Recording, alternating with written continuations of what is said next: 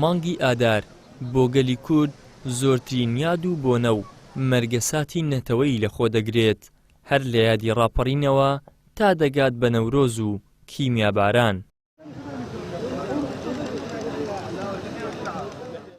لە سێدەی حکومڕانی کوردیدا لە هەرێمی کوردستان بۆنە و کارەساتە نیشتیمانی و نەتەوەیەتیەکان تەنها لە چوارچێوەی دروشم و نمایش و جوڵانی عاتیفەی خەڵکدا ماوەتەوە، لە بەرامبەردا ئەوەی لەسەر ئەرزی واقع دەبینرێ نەمانی ئینتیمای خەڵکە بۆ یاد و بۆنە نەتەوەیەتیەکان و ئەو پەڕی بێزاریە لە حکومڕانی و سیستەمی سیاسی.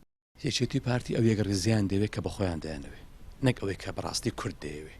ئەوان دەیانەوێت لە بەغدا هەرچی پێیان خۆشە بۆیان بچێتە سەر، بەڵام لێرە نەک ئەوەی کە خەڵک پێی خۆشە، بەڵکو ئەوەی کە خەڵک پێویستی پێیە نایکەن، تەنها ئەوە دەکەن کە بەخۆیان دەیانەوێت. ئەوان بەر لە ڕاپەڕین دنیایەک بەڵێنیان بە خەڵکدا کە چی خۆشگوزارانی بۆتان دابین دەکەین، بەڵام ئێستا کە خۆشگوزارانی بەس بۆ خۆیانە و بۆ خەڵکێک کە خۆیان دایانەوێت. کۆشک و تەلار و ڤێلاو و کۆمپانیا تەنها بەرپرس و دەوڵەمەندەکانە، فەقیر لێی بێبەشە، ئەوەی کە شۆڕشی کرد لێی بێبەشە. مامۆستایەکی زانکۆش پێی وایە لە ئێستادا کورد لە کات و ساتێکی ناسکدایە، بۆیە دەبێت جیاوازی بیر و بۆچوون وەلا بنرێ و بیر لە بەرژەوەندی باڵا بکرێتەوە.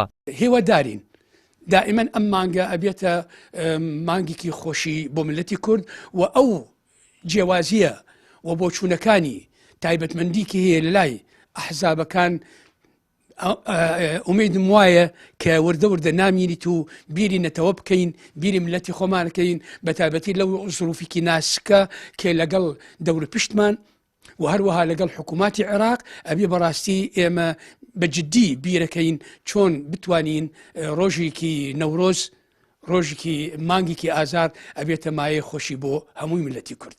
ساڵ بە ساڵ ناومێدی هاوڵاتیان و جیاوازی چینایەتی لە سایه حکومڕانی کوردی لە هەرێمی کوردستان قوڵتر دەبێتەوە.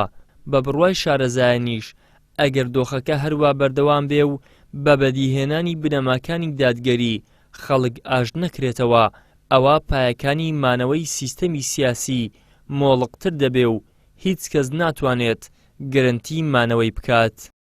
ئیدریس محەممەد، کەناڵی ئاسمانی پەیام، هەولێر.